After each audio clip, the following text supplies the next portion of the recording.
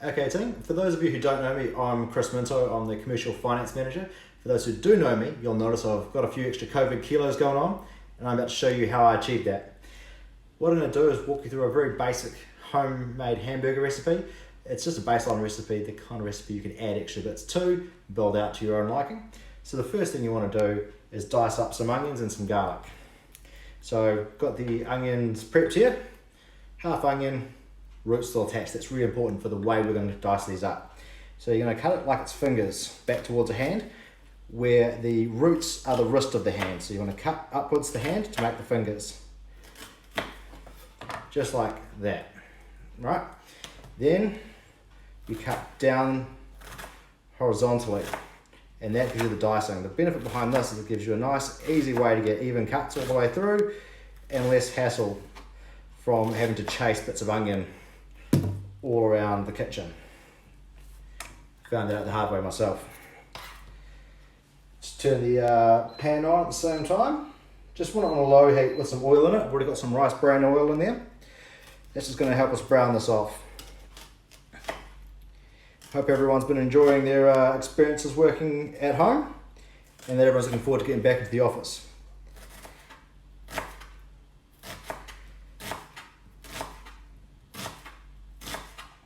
Right, that's the onion down and done for. Now hitting on to that garlic clove. I prefer to have them curved side up and just slicing down. Couple of short slices through, one along the side, and then just finely dice the rest of it. I find that cutting fresh just makes you feel as though you've done that bit more work than scooping it out of a jar. So although you do tend to realise you do have eyeballs after they start stinging a little bit. You almost need hazard glasses to do this sometimes. Rightio, where's Nano Girl when you need her? Okay.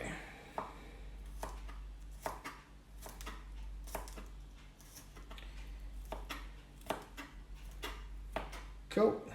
Got our garlic and our onions prepped up. Pan's come up to temperature. We're going to chuck the onions and the garlic in, just so we can brown those off.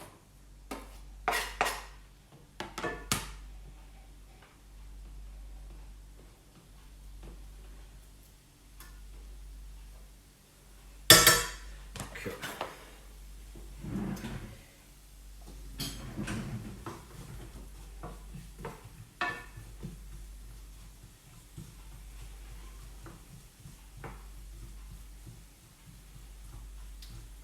Now I'm just going to add a little bit of flavouring while that's sitting in there. So as I said, this is a pretty basic baseline sauce. Sorry, not baseline sauce, sorry. We'll do the sauce later. Basic hamburger recipe. So we've got beef mince. I've gone with 82% beef. That means it's 18% fat, high fat content in there. You can go lower fat, but I find a little bit more fat just helps maintain the juice in the patty that much better. Bit of extra flavouring, particularly if you're going to put on extra things. Now, if you wanted to put more into the patty, that was the time to do it. One that I like to do is diced jalapeno, dice it very finely, throw that into the mix, brown that off as well at the same time. So that anything you want to add in terms of extra vegetable matter, that's a really, really, really good time to be doing it. So the other things that you're going to need with this 500 grams of mince, got about 50 grams of breadcrumbs, already sorted out there. Some cumin, you're going to want about a teaspoon of that. You're going to want some tomato paste, and you're going to want your unnecessarily difficult to pronounce Worcestershire sauce. Cool. Okay. Oh, and one egg. Now because of the egg, you're actually going to need the onions and garlic and whatever else you decide to cook here to cool down. If you don't let them cool down, when you chuck them in with the egg, you're going to start to cook the egg straight away. So what we're going to do now is going to turn off. This will brown up just fine in the next 30 seconds on its own, but we'll start again when we're ready to mix it all after that's cooled down. Okay team, so we've browned off those onions and garlic. Now it's ready to go in, it's nice and cool. Just chuck that in the mixing bowl. Whatever bowl you're going to mix this together in. Get it all down there.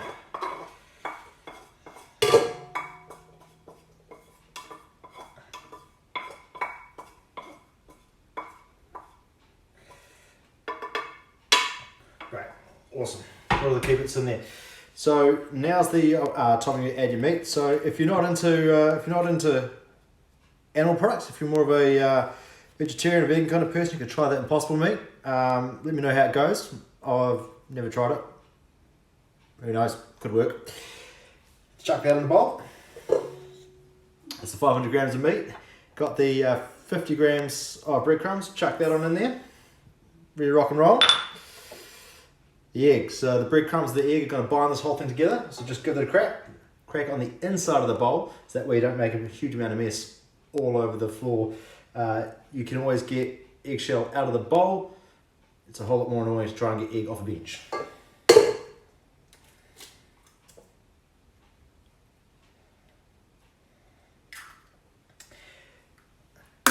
No eggshell made a mess. You can tell I've done this too many times. Bit of the old tomato paste, got a decent squirt in there. This is another chance for you to add in some extra herbs and spices if you're into that kind of thing. Again, this is a basic recipe. Chucking in 1 teaspoon of ground cumin.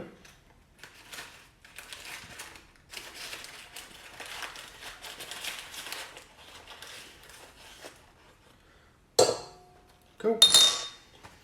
And add in a tablespoon of that sauce again.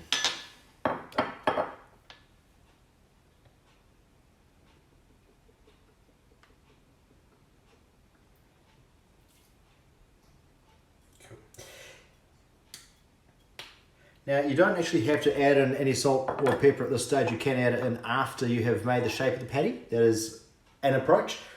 Personally, I'm not a big fan of that because you can end up with salty parts of the patty itself if you don't get the balance of the salt right across the patty. So I do add my salt at this point in time. Again, just a sprinkling of salt, nothing major.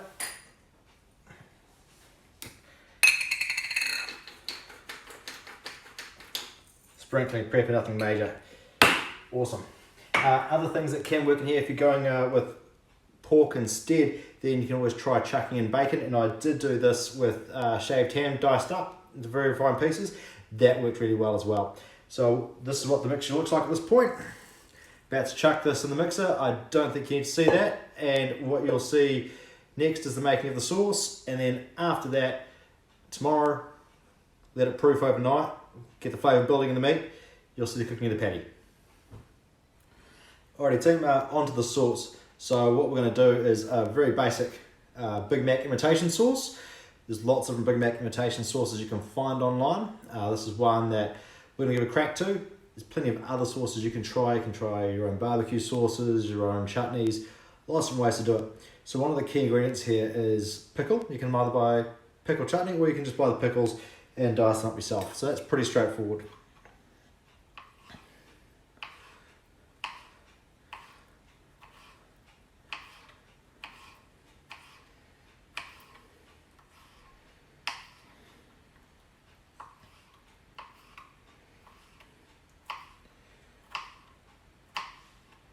Just make sure that those bits are nice and small and even, right? So you want about 2 tablespoons worth of that to go into the mix. And that's, I guess, the secret to Big Mac's sauce in this case. Although I think the green bits in the sauce are a bit of a giveaway. Throw that in the mixing bowl. Rightio. What we're going to hit up next is the mayonnaise, which forms the majority of the base of the Big Mac sauce. Just give that a shake first. Make sure you don't get any separation out of it. About half a cup. Probably not supposed to use it out of a squirty bottle, but we are going to do it that way because this is what you've probably got at home. Rightio, that's about half a cup. Looks very appetizing. Then we're going to heat up the mustard. About 3 of these. This is a half tablespoon. So we want to knock in 1.5 tablespoons of mustard. Just straightforward American mustard, no secret. Get rid of that top piece, the dried on bit first. Make sure that blows away. No one likes getting that in their food.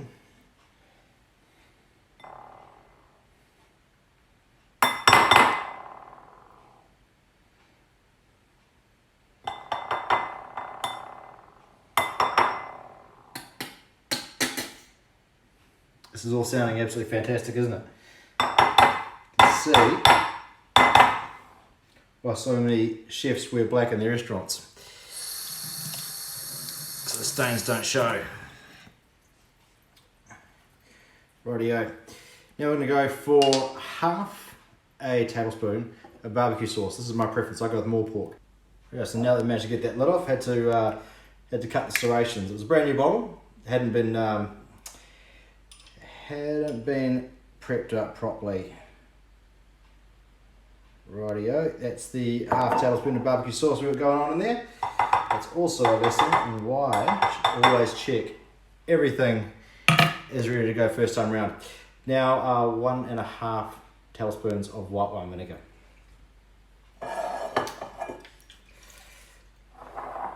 So our bowl there, cool, tablespoon measure is back here. Great. Now I just keep on using the same side that I'm pouring everything into because it just ensures you're going to keep on washing out the stuff that hasn't quite made it out yet. 1.5, so I want 3 of these.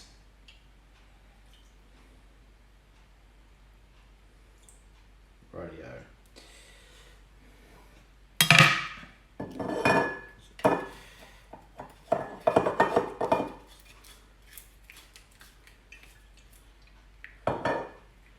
Okay. Half a teaspoon of garlic powder. Use the other side, bit easier.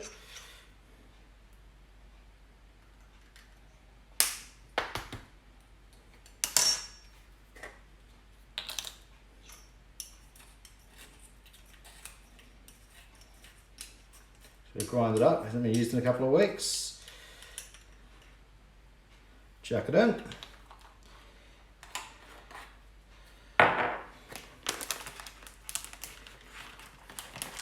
Half a teaspoon of smoked paprika.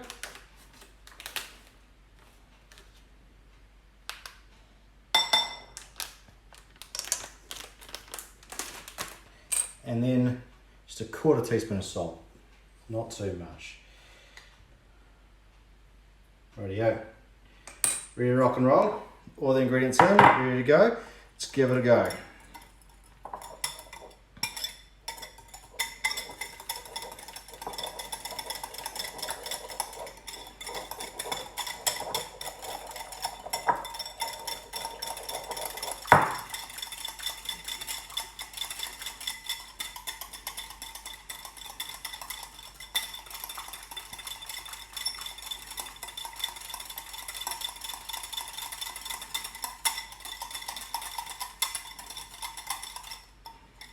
Rightio.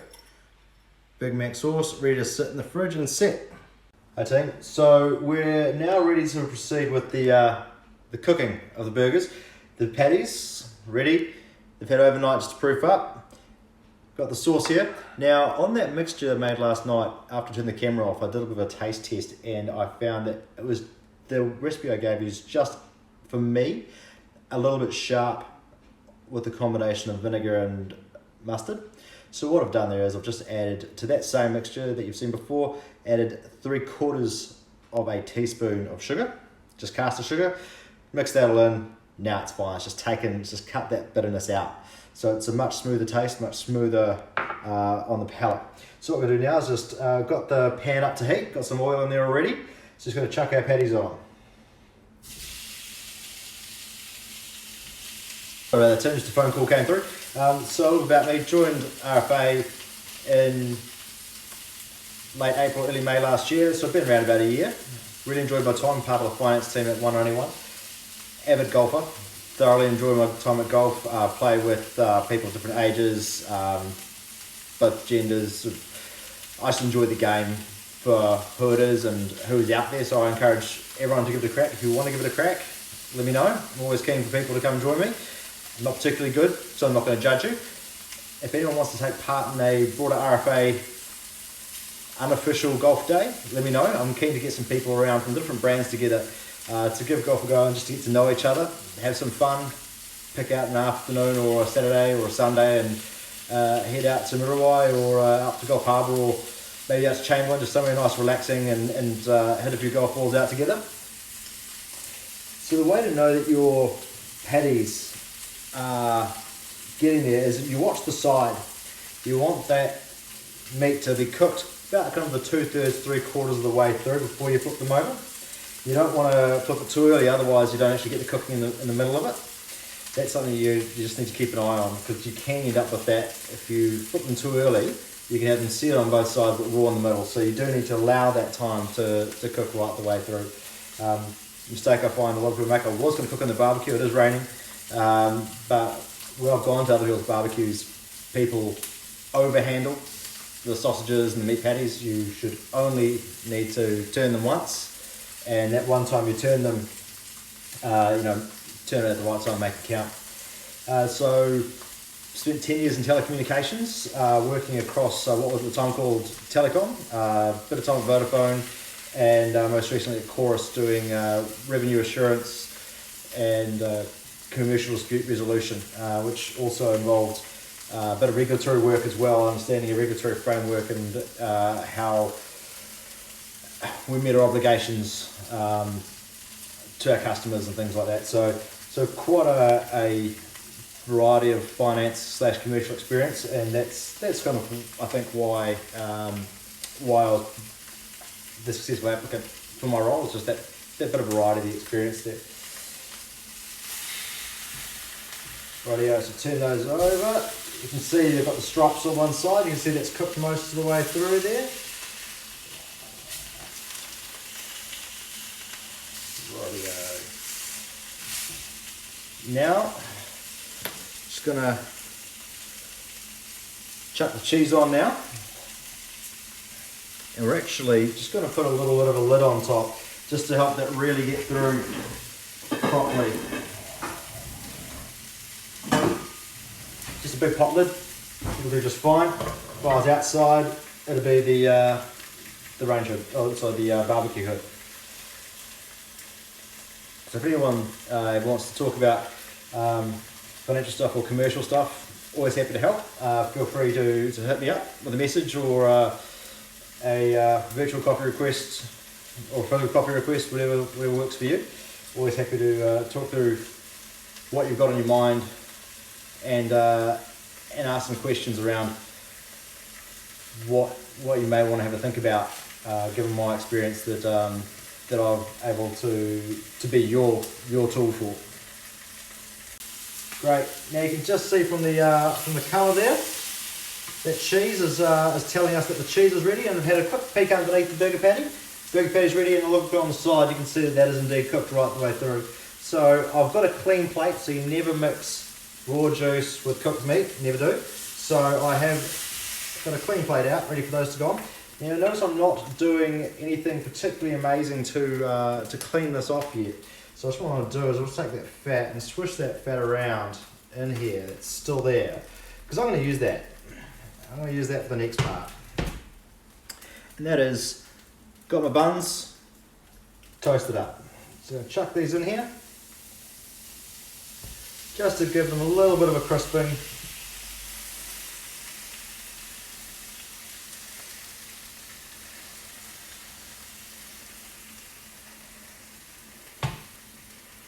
That shouldn't take too long. And you'll know these are done just when the top of them gets warm, because these have come out of the fridge, so they're still cold. But once that they're warm on the top, you know that heat's gotten all the way through them and they're at a more palatable temperature. Awesome, now we're nearly at the point where we want to be, so you can see these are nicely toasted up. The nice patterns on there, they are warm all the way through. they are ready to rock and roll. So now we're just going to slide the meat patties on there. Of course, it goes without saying that hopefully when you made your meat patties, you had to think about what size buns you've got, because buns do come in a couple of different sizes, just to make sure that you do get the right size patty for your bun. You don't want your patty hanging out the side. Conversely, you also don't want to be getting a mouthful of bread when you've gone to all that effort to make an outstanding meat patty. So I've got some lettuce that I've cut up beforehand. Just a little bit on there. Excellent. That one's not going to stay. Cool. So chuck on a bit of jalapeno. That's the way I like it. Now, often what I will actually do is I'll often put the jalapeno on the meat patty and put the cheese on top. And that way, you can actually do the same with the onion, by the way, because that way the ingredients won't move once you have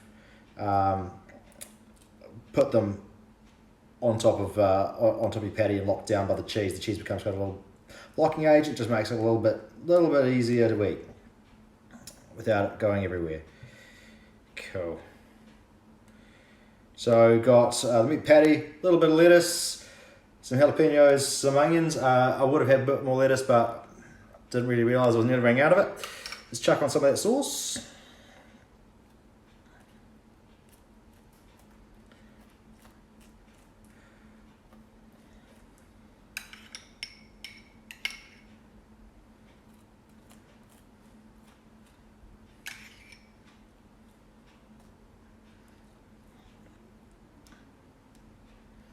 Alrighty, and chuck the buns on top,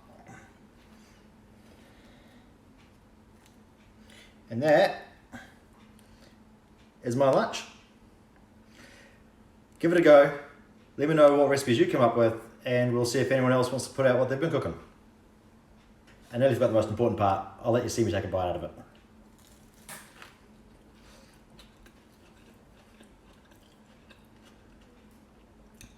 Yeah, that is really, really good. Nice juicy patty in there. That sauce is sublime. The whole combo, that is brilliant.